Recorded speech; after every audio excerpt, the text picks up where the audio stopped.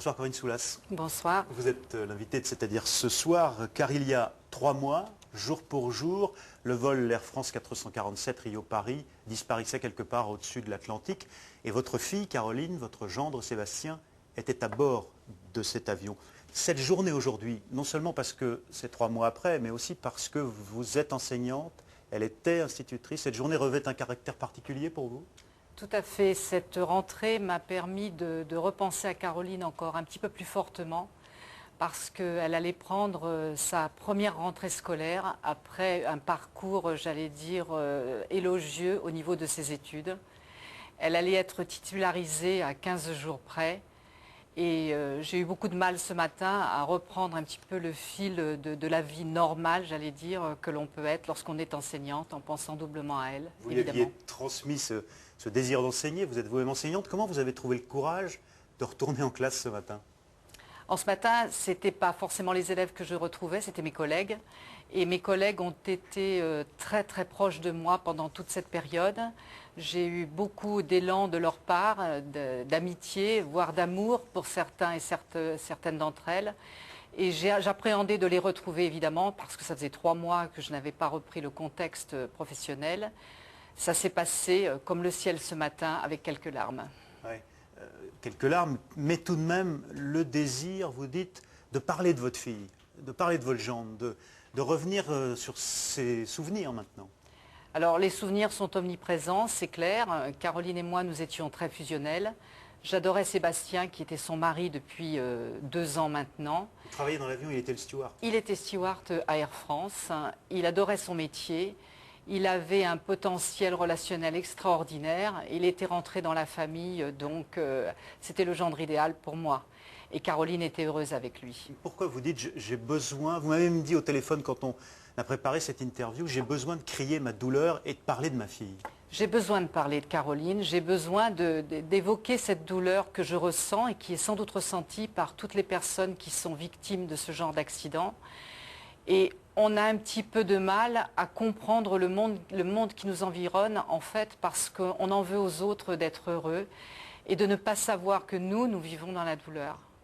Donc c'est une forme d'expression. Si j'ai accepté cette invitation aussi aujourd'hui, c'est un petit peu aussi pour crier la douleur et pour crier l'injustice. À 24 ans, c'est pas normal. Mais il y a un peu plus de 2 mois et demi, quelques jours après l'accident de l'avion, le Parisien, aujourd'hui en France, a publié les photos de quelques-uns des disparus, repris dans la presse brésilienne, et beaucoup de familles des disparus ont reproché à la presse française de montrer ces images, ces visages. Vous pensez quoi de ce qu'ont fait les journalistes à ce moment-là? Il fallait aussi, c'est une façon peut-être d'entretenir leur mémoire que de... Je pense que de toute façon, avant de montrer l'image d'un disparu, il faut d'abord se concerter et puis demander à la famille si elle est d'accord, c'est la première chose. En ce qui me concerne, si on avait publié la photo de Caroline, j'aurais été favorable parce qu'elle était jolie, j'avais envie que le monde la découvre. Et je veux dire, qu'on soit jolie ou pas jolie, ce n'est pas le problème. On a tous la même douleur. Mais montrer Caroline ce qu'elle était et le parcours qu'elle a franchi était pour moi important. Et j'ai envie de le faire connaître. Alors je vais vous montrer quelques images. Ce sont des images que la plupart d'entre nous ont vues. C'est cette gouverne, enfin ce qui reste de la gouverne de l'Airbus de ce vol 447, retiré par la marine brésilienne. Et puis les débris, ça représente à peine 3% de l'appareil. Et alors...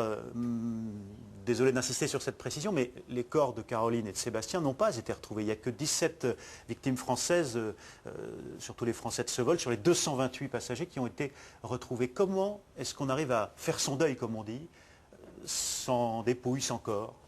Eh bien écoutez, je vais peut-être vous surprendre, mais ne pas retrouver Sébastien et Caroline, pour moi, était un réconfort. Ah oui. Oui, j'avais peur, chaque fois que j'entendais un coup de fil ou le téléphone résonner, qu'on m'annonce qu'on avait retrouvé Caroline et Sébastien. De toute façon, si on les avait retrouvés, il aurait fallu les retrouver tous les deux, parce qu'ils sont unis, d'une part. Et d'autre part, je ne les aurais pas retrouvés tels que je les connaissais. Donc je préfère les laisser dans les profondeurs de l'océan et les imaginer, en fait, avec les poissons, et plutôt que de refaire, en fait, un cérémonial, si vous voulez, d'enterrement qui m'aurait touché, mais défavorablement. Vous préférez finalement les savoir quelque part? Exactement. Ouais. Exactement. Aujourd'hui, avec un certain nombre d'autres familles de disparus, vous créez une nouvelle association. Oui. Et vous dites, j'ai entendu beaucoup d'entre vous dire, on a besoin de s'unir pour parler entre nous parce que finalement, on est quasiment les seuls à se comprendre. Je pense que c'est vrai. Nous nous sommes réunis donc à plusieurs reprises au niveau donc des réunions qui ont été faites. Et à chaque fois, moi, je me sentais plus légère parce que en fait, on se retrouve avec des personnes qui ressentent les mêmes choses, qui ont les mêmes dialogues, qui ont les mêmes objectifs. Et ça fait du bien de ne pas se sentir seul. La solitude, elle revient lorsque vous rentrez chez vous et que vous vous dites comment je vais faire. Mais la France est très solidaire, très sensible à cette affaire. On suit de près, pas uniquement parce que les journalistes auraient comme ça un goût du tragique. Vous sentez le pays tout de même très attaché à ce qui vous arrive? Moi, je pense que la France et le monde entier a été donc ému de ce qui pouvait, et puis surpris aussi que dans le 21e siècle, on puisse encore avoir ce genre d'accident. Un accident qui n'est pas compris encore à l'heure actuelle. Oui, parce que vous vous unissez finalement avec cette association Entraide et Solidarité pour faire face à l'émotion, à la douleur qui est très dure, vous nous l'avez dit, et puis en même temps, c'est pour avoir la vérité.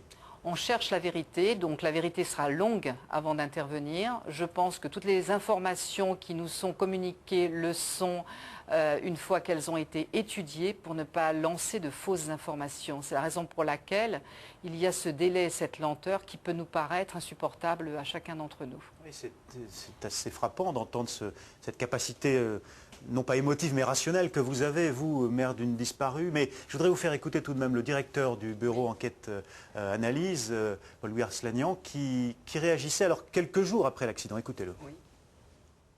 On ne sait pas aujourd'hui. Tout ce qu'on peut dire ou tout ce qu'on peut entendre est du pur domaine de la spéculation. Que l'on laisse travailler les vrais experts. Nous vous donnerons, et par votre intermédiaire, nous donnerons à l'opinion publique, et notamment à celles qui souffrent, nous donnerons l'information. Mais 3 mois plus tard, aujourd'hui, le BEA dit presque la même chose. Il dit on n'a toujours pas compris. Comment réagissent les proches des disparus? On est nous aussi dans l'incompréhension, mais moi je suis dans une modération qui consiste à attendre qu'on nous donne des éléments vrais avant de nous positionner. Parce que 3% des débris de l'avion ont été retrouvés, l'analyse est quand même très faible pour donner une définition de l'accident.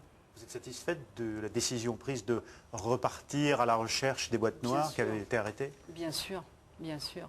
Et surtout vous avez fait pression déjà collectivement, vous-même vous participez, c'est pas difficile parfois de devoir passer des coups de fil, d'intervenir auprès des autorités?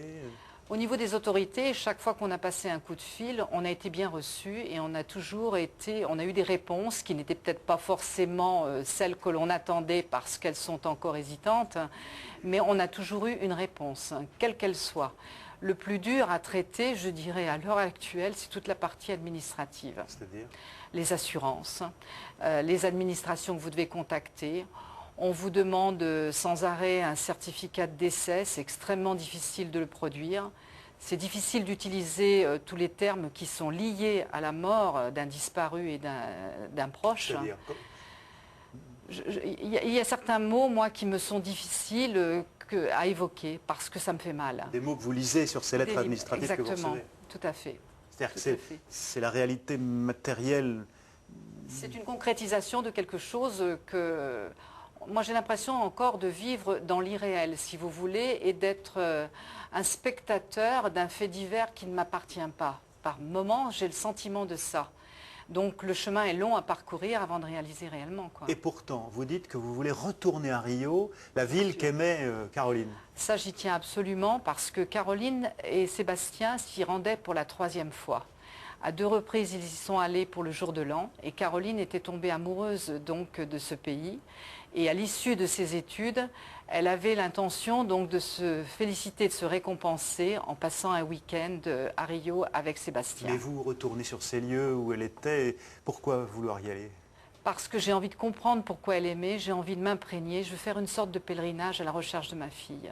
Et vous ne redoutez pas d'être submergé par l'émotion là-bas, sur place, en retrouvant des gens qui l'ont vu dans ces derniers moments avant de partir? Si, bien sûr, mais j'ai envie de le faire. Comme je suis montée déjà dans l'Airbus A320, j'ai demandé à le visiter pour connaître en fait son positionnement dans l'avion.